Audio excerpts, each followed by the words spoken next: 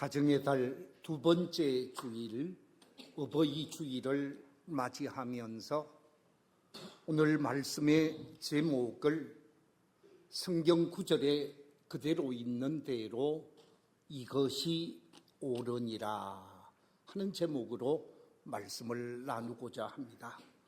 저를 한번 따라해 주시면 감사하겠습니다. 이것이 옳으니라. 한 번 더 하겠습니다. 이것이 옳으니라. 오늘 받는 말씀에 합당하게 아멘으로 화답하면서 옳은 일을 잘 감당할 수 있는 우리 모든 성도들이 되시기를 주의 이름으로 축원합니다. 아멘. 우리에게 있어서 어버이날이 언제 제정되어졌는가?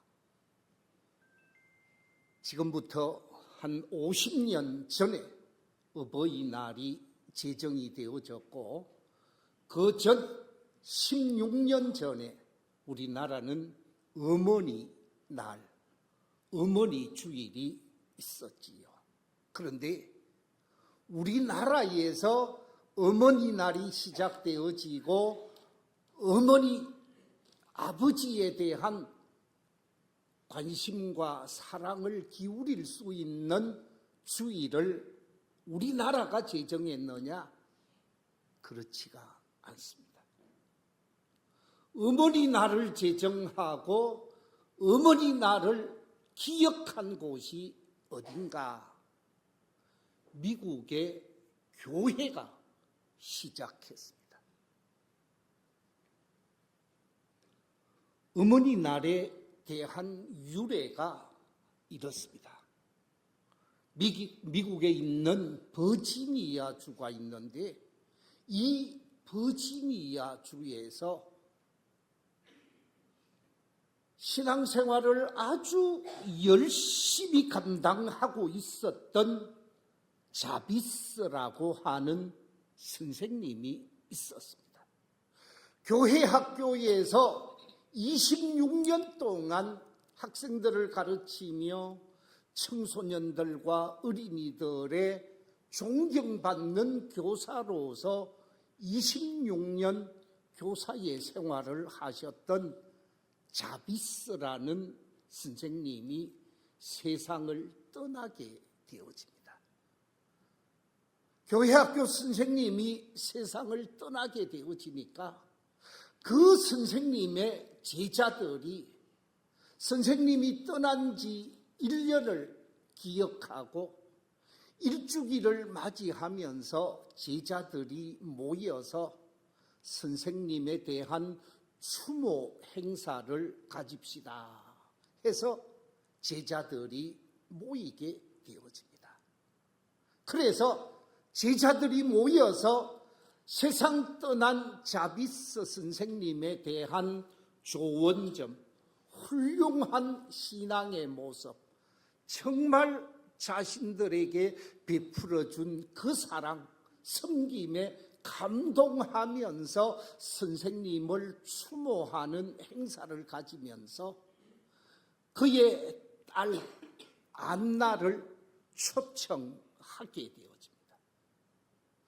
제자들이 선생님을 기억하면서 딸을 초청하게 되어지는데 그 딸이 초청을 받고 그 어머니 추모하는 행사에 참여할 때 그냥 오지 아니하고 가슴에 하얀 카네이션을 달고 왔습니다.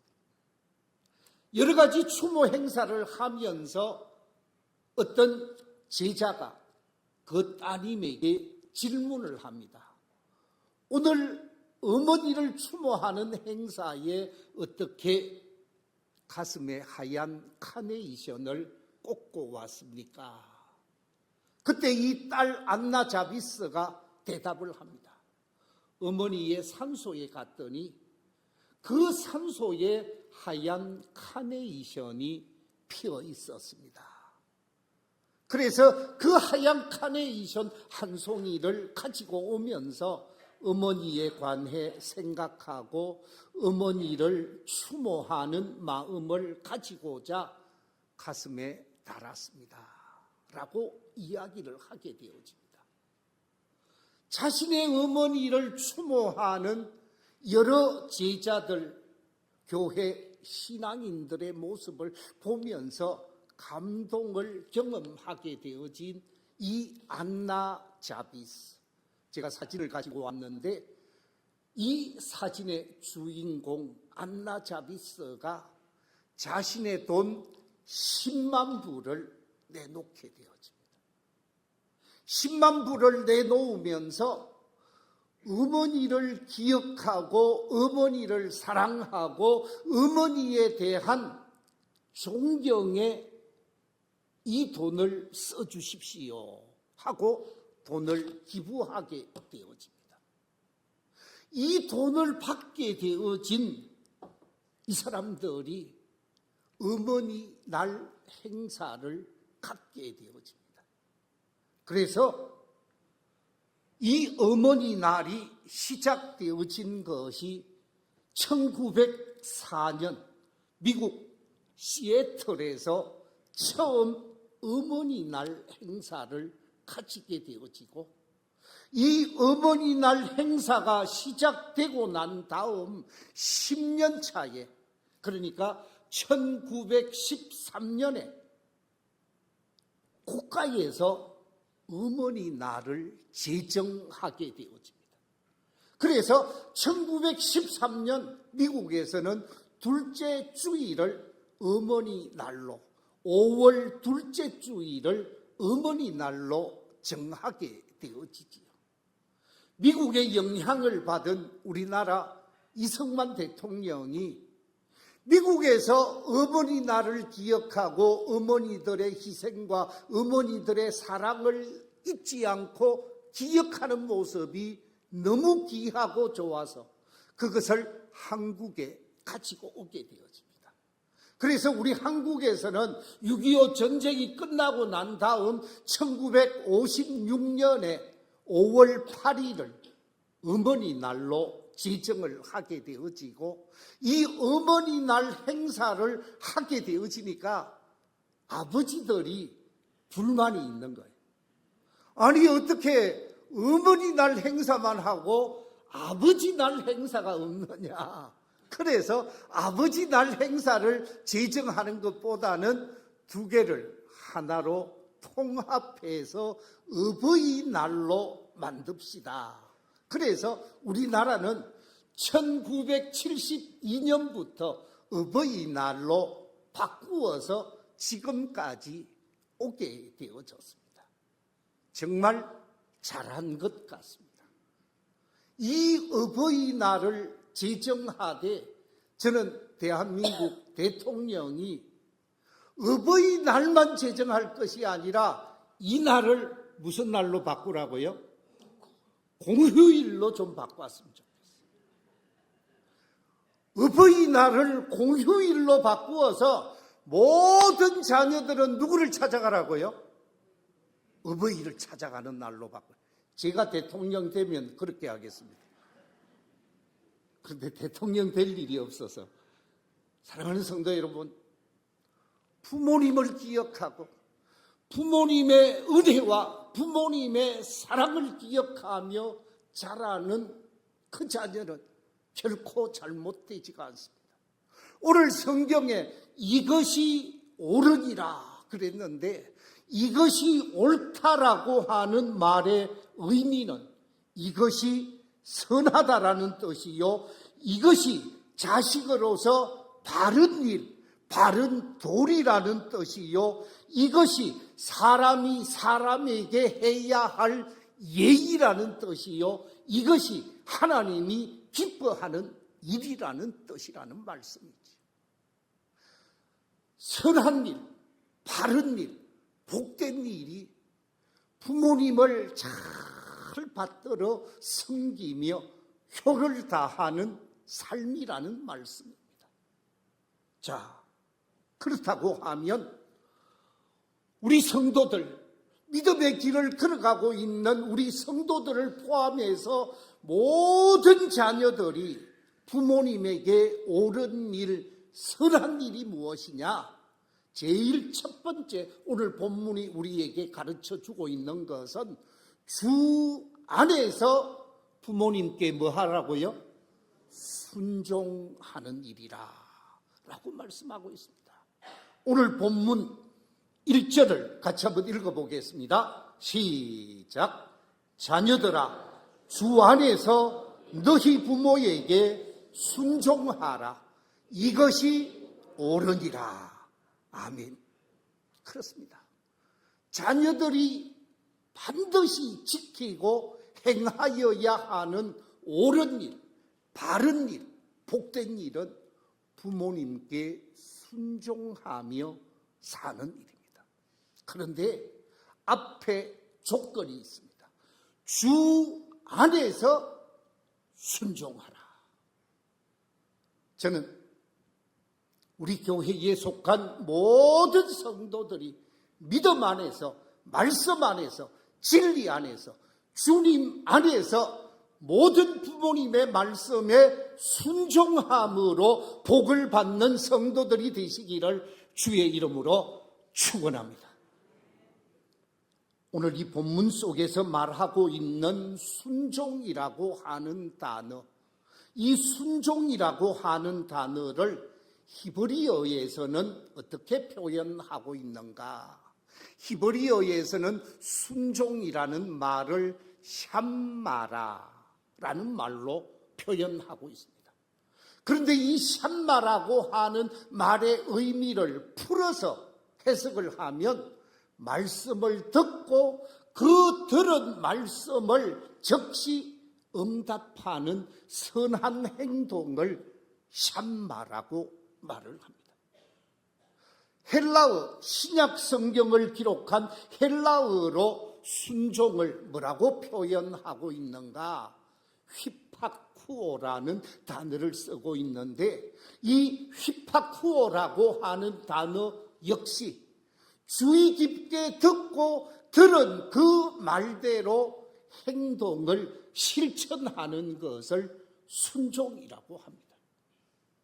부모님이 내가 잘 될 수 있도록 한마디 권별을 하고 한마디 당부를 하게 되어질 때 그 말에 순종하며 사는 그 아들이 잘 될 수 있고 복 있는 아들이 되어진다라는 것이죠. 그렇기 때문에 우리는 주 안에서 부모님의 말씀을 듣고 그 말씀에 믿음으로 응답하면서 순종하는 삶을 살아야 하는 것이죠. 하나님의 말씀에 어긋나지 않는다고 하면, 하나님의 진리와 복음에 어긋나지 않는다고 하면 부모님의 말씀에 순종하며 살아야 하는 것입니다. 제가 우리 아버지 말을 거역한 게 지금도 잊어지지를 않습니다. 저보고 신학교를 못 가도록 하더라고요. 그래서 그 말은 제가 안 들었습니다. 그런데 부모님에게 순종해야 하지만 하나님의 말씀과 하나님이 기뻐하는 일에 어긋나는 말씀은 순종하지 않아도 되겠지만 하나님의 말씀에 어긋나지 않는 일이라고 하면 그대로 순종할 때 복을 받게 되어집니다. 나한테 손해가 되어도 나한테 안 좋은 일이 되어도 순종하는 일이 나중에 축복이 되어지는 것이죠. 하나님의 말씀을 듣고 그 말씀에 순종함으로 축복의 주인공이 되어진 사람, 그 사람은 믿음의 조상인 아브라함입니다. 아브라함이 하나님의 말씀을 듣고 그 하나님의 말씀에 자신에게는 안 좋은 일이었습니다. 자신에게는 있을 수 없는 일이었습니다. 특별히 자기 아들을 번제물로 드리라고 했을 때 이것이야말로 할 수 없는 일이었습니다. 그럼에도 불구하고 하나님의 말씀에 순종하게 되어집니다. 아들을 번제물로 바치게 되어집니다. 그랬더니 번제물로 받기 직전에 그 아들도 살리고 준비된 번제물도 드려서 하나님께 영광을 돌리게 하면서 하나님이 주시는 말씀이 있습니다. 그 말씀이 창세기 22장 15절 이하의 말씀입니다. 우리 같이 한번 읽어보겠습니다. 시작. 여호와의 사자가 하늘에서부터 두 번째 아브라함을 불러 이르시되 여호와께서 이르시기를 내가 나를 가리켜 맹세하노니 네가 이같이 행하여 네 아들 네 독자도 아끼지 아니하였은즉 내가 네게 큰 복을 주고 네 씨가 크게 번성하여 하늘의 별과 같고 바닷가의 모래와 같게 하리니 네 씨가 그 대적의 성문을 차지하리라. 또 네 씨로 말미암아 천하 만민이 복을 받으리니 이는 네가 나의 말을 순행하였음이니라. 하나님의 말씀에 순종하고 행동으로 응답했더니 하나님께서 자신에게 불행이 미치지 아니하고 자신의 아들도 재물이 되지 아니하고 하나님의 놀라운 역사를 체험하면서 축복의 주인공이 되어지는 놀라운 결과가 나타났다는 말씀이죠. 그런데 정반대로 하나님의 말씀이 주어졌고 그 말씀을 자신이 생각하기에 이렇게 할 수 없다고 생각합니다. 이것은 내게 유익이 아니라고 생각합니다. 그래서 이성적 판단으로 자기 마음대로 행동한 사람, 하나님의 말씀을 외면하고 자기 생각대로 행동한 사람이 있습니다. 그 사람이 누구냐? 어떻게 행동함으로 안 좋은 결과를 맞이하게 되어졌는가? 사무엘상 15장 17절 이하에 보면 이렇게 기록하고 있습니다.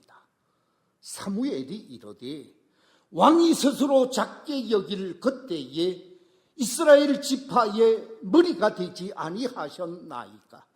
여호와께서 왕에게 기름을 부어 이스라엘 왕을 삼으시고 또 여호와께서 왕을 길로 보내시며 이르시기를 가서 죄인 아말렉 사람을 진멸하되 다 없어지기까지 치라 하셨거늘 어찌하여 왕이 여호와의 목소리를 청종하지 아니하고 탈취하기에만 급하여 여호와께서 악하게 여기시는 일을 행하였나이까? 하나님의 말씀을 순종하지 아니하고 자기 원하는 대로 행동한 결과 하나님의 사람 사무엘을 통하여 책망을 받게 되어지고 덧붙이는 말씀이 사무엘상 15장 20절에 이렇게 기록하고 있습니다. 20절 말씀, 22절 말씀 같이 한번 읽어보겠습니다. 시작. 사무엘이 이르되 여호와께서 번제와 다른 제사를 그의 목소리를 청종하는 것을 좋아하심 같이 좋아하시겠나이까? 순종이 제사보다 낫고 듣는 것이 수양의 기름보다 나으니. 무슨 얘기예요? 내가 원하는 대로 행동하고 내가 뜻하는 대로 행동했지만 그것은 불순종이었습니다. 그러면서 하시는 말씀이 순종이 그 어떤 예배보다 그 어떤 봉사보다 그 어떤 일보다 귀하다라고 하는 말씀을 강조하고 있습니다. 그렇습니다. 하나님의 말씀을 듣고 그 말씀에 순종하며 사는 것이 축복을 받는 길이요. 말씀을 외면하고 말씀과 무관한 삶을 살면 그 인생 결코 축복된 삶을 살 수가 없다라는 것이지요. 우리는 하나님의 말씀을 아멘으로 받으면서 그 말씀에 순종함으로 아브라함이 받은 복을 받고 사무엘이 받은 복을 받는 축복의 주인공들이 다 되시기를 주의 이름으로 축원합니다. 두 번째, 이것이 옳으니라 그랬는데 우리 성도들과 자녀들에게 옳은 일이 무엇인가? 오늘 본문은 우리에게 설명하고 있습니다. 그것은 다름이 아니라 부모님을 공경하는 일이라 그랬습니다. 주님 안에서 부모님을 잘 공경하는 일이라 그랬습니다. 오늘 본문 2절에 이렇게 기록합니다. 네 아버지와 어머니를 공경하라.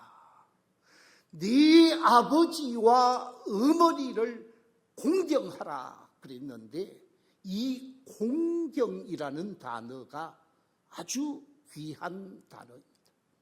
이 공경이라고 하는 단어를 히브리어에서 확인해 보니까 카베드라는 단어를 쓰고 있었습니다. 이 카베드라고 하는 단어의 뜻이 뭐냐? 무겁다라는 뜻입니다. 이 무겁다라는 뜻을 해석하면 존귀하다, 영화롭다, 대단한 사람에게 붙이는 표현입니다. 내 아버지가 공부를 좀 하지 못하고 가방끈이 좀 짧다 할지라도, 내 어머니가 똑똑하지 못하다 할지라도, 내 아버지, 내 어머니를 무거운 분으로, 존귀한 분으로, 귀하고 귀한 분으로, 그분의 말과 그분의 삶을 귀하게 여겨야 한다는 거지. 왜?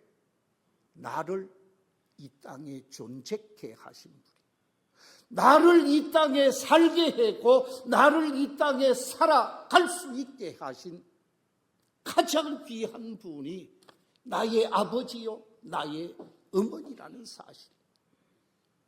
부모님을 귀하게 여기지 아니하고 별 볼 일 없는 존재로 우습게 여기고 가볍게 여기는 사람, 하나님의 은총을 받을 수 없는 사람이라는 거지요. 헬라어에서 공경이라고 하는 단어는 티마오라는 단어를 쓰고 있습니다. 이 티마오라는 말은 높이 평가하다, 가치를 두다, 가치를 인정하다라는 뜻입니다. 내 부모님이 어떤 분이냐, 그게 중요한 것이 아니에요. 내 부모님이 존귀한 사람이고 대단한 사람이고 공부를 많이 한 사람이라는 것 때문에 높이 평가하고 가치를 두는 것이 아니라 나의 부모님이기 때문에, 나의 아버지요 나의 어머니요 나의 생명의 주가 되어지기 때문에 높이 평가하고 가치를 인정해야 한다는 것이죠. 그런데 오늘날 이 대한민국의 현실은 어떻습니까? 부모님에게 가치를 두고 부모님을 높이 평가하고 부모님을 존경하는 자녀들도 없잖아 있겠지만, 그렇지 못한 사람들도 없잖아 있는 것이 오늘의 현실입니다. 어머니 살해한 40대 영장, 신문의 헤드라인입니다. 장모를 가방에 넣어 강물에 던진 사위, 대구에 있었던 얼마 전 사건의 신문 헤드라인. 부모를 우습게 여기고 부모를 아주 경히 여기는 자녀들, 용돈을 주지 않는다고 부모를 죽인 아들, 우중들은 손자, 할머니 살해, 치매에 걸린 아버지 구타 살인, 이런 것들이 신문의 헤드라인입니다. 사랑하는 성도 여러분, 반인륜적 짐승 같은 행동을 하는 자녀들이 없잖아 이 땅에 있다라는 것이지요. 그런데 우리 그리스도인들은 내 부모를 하나님 섬기듯이 섬겨야 할 책임이 있습니다. 종교개혁자 마틴 루터가 한 말입니다. 부모는 이 세상에서 누구의 대리자라고요? 하나님의 대리자라고 고백을 한 바 있습니다. 나의 부모님은 내게 있어서 하나님의 대리자라는 거죠. 그래서 사도 바울은 골로새서 3장 23절에서 무슨 일을 하든지 마음을 다하여 어떻게 하라고요? 죽게 하듯 하고 사람에게 하듯 하지 말아라 라고 말하고 있습니다. 부모님을 잘 받들어 섬겨야 한다는 말씀입니다. 룻기에 등장하고 있는 이방 여인 룻이라는 여인이 있지요. 이 룻이라는 여인은 선민 이스라엘 백성이 아니었습니다. 저 이방 지역 모압 여인이었습니다. 모압 여인이 선민 이스라엘 사람의 집에 시집을 와서 살다가 얼마 살지도 못하고 그만 남편이 세상을 떠나게 되어집니다. 자신의 남편만 세상을 떠나는 것이 아니라 자신의 시동생도 세상을 떠나게 되어지고 시아버지도 세상을 떠나게 되어집니다. 한 집안에 세 남자가 세상을 떠나고 세 여인만 남게 되어졌습니다. 시어머니가 자부들에게 이야기를 합니다. 너희들의 고향, 너희들의 친정 부모와 형제들이 있는 곳으로 돌아가라고 그랬습니다. 그래서 동서 가운데 오르바가 돌아가게 되어집니다.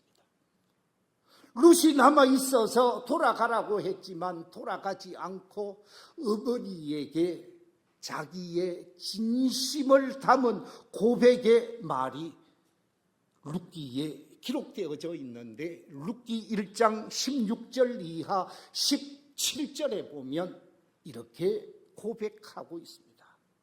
룻이 이르되 내게 어머니를 떠나며 어머니를 따르지 말고 돌아가라 강권하지 마소서.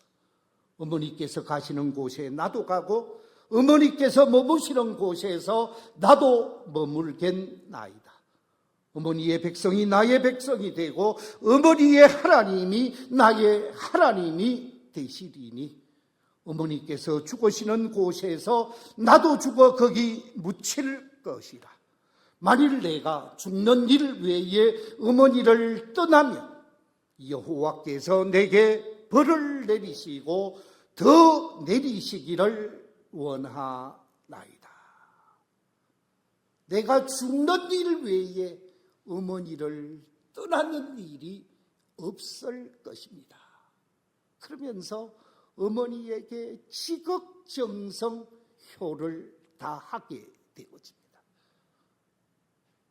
그래서 나오미와 룻이 자신의 고향 베들레헴으로 돌아가게 되어지고 베들레헴에 가서 이 이방 여인 룻이 자신의 자존심, 자신의 젊음 다 내려놓고 어머니를 잘 받들게 되어집니다. 부모님을 잘 받드는 이 모습에 감동하게 되어진 보아스가 콕 찝게 되어지죠. 그래서 두 사람이 결혼을 하게 되어집니다. 가정을 이루게 되어집니다. 아들을 낳고 오벳이라는 이름을 짓게 되어집니다.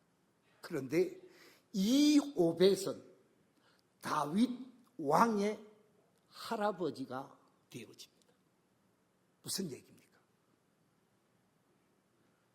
부모님에게 효를 다하고 부모님에게 지극정성 사명을 감당했더니 놀라운 구속사에 룻의 이름이 들어가게 되어지고 룻이 다윗 왕의 할머니가 되어지는 놀라운 역사, 정조 할머니가 되어지는 대단한 역사가 나타나게 되어졌다 하는 말씀입니다.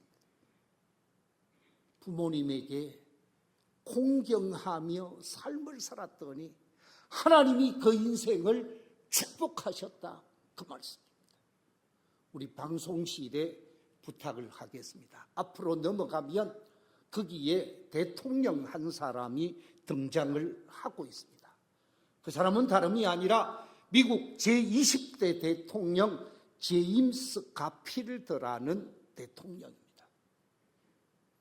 미국의 대통령 가운데 가장 가난하게 어린 시절을 생활한 사람 두 사람을 꼽으라면 에이브라함 링컨과 이 제임스 가필드입니다. 이 제임스 가필드는 2살 때 아버지가 세상을 떠나게 되어집니다. 정말 가난한 시골에서 어렵게 생활을 합니다. 어머니가 자신을 위해 희생하며 자신에게 온 정성을 다해서 키우시고 공부시키시고 사람다운 사람이 되게 했습니다. 그런데 이 가필드가 26살에 대학에 학장이 되어집니다. 전쟁에 참여해서 장군이 되어집니다. 그리고 전역을 하고 정치에 참여하게 되어지죠. 그래서 대통령에 당선되어집니다. 대통령 취임식을 하게 되어지는데 취임해야 할 대통령은 안 오고 모든 사람이 다 취임식장에 참여해 있습니다. 사람들은 자꾸 시계를 봅니다. 시간이 꽤 지나서 대통령이 도착했는데 혼자 오는 것이 아니라 정말 볼품없는 한 노파가 같이 왔습니다. 어머니가 나로 인해서 내 아들의 자존심이 상하고 나로 인해서 내 아들에게 안 좋은 모습이 있을까 봐 어머니가 취임식에서 아들에게 누가 될 것을 생각해서 숨어버린 거예요. 그런데 아들은 어머니의 외적인 모습에 전혀 개의치 아니하시고 그 늙어 꼬부라진 어머니를 찾고 찾아서 모시고 온 거예요. 그래서 취임식에 늦었습니다. 취임식에 모시고 와서 앉아야 할 대통령 자리에 누구를 앉혔다고요? 어머니를 앉혔어요. 대한민국 같으면 난리가 났을 거예요. 어떻게 어머니를 그런 자리에 앉히느냐고. 그런데요, 우리나라 초등학교 교과서 2011년 교과서에 보면 대통령 자리에 앉은 어머니라는 우리나라 교과서에 실린 사건입니다. 어머니를 자신이 앉아야 되는 그 자리에 가필드가 앉히고 자기는 서 있었다고 합니다.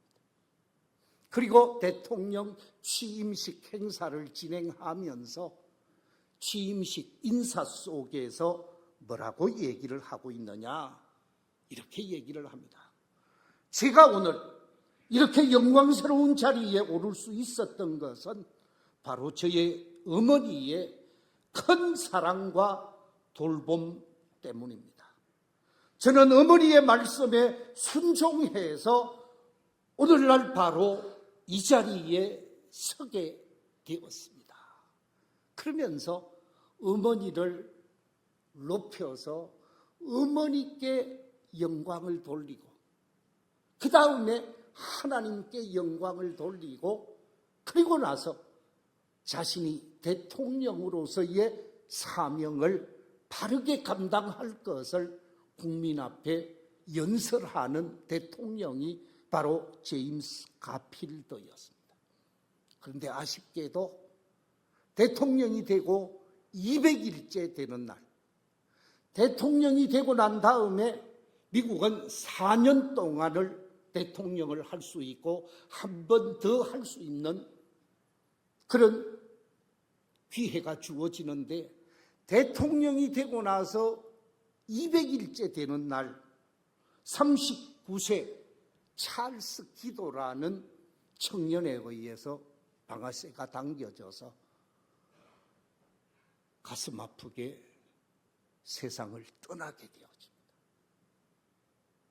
아쉽게 세상을 떠났습니다마는 이 가필더가 부모의 은혜를 알고 부모를 높일 줄 아는 멋진 인생을 사신 분으로서 자랑스러운 분이요.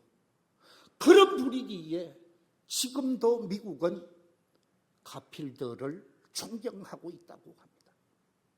말씀을 맺겠습니다.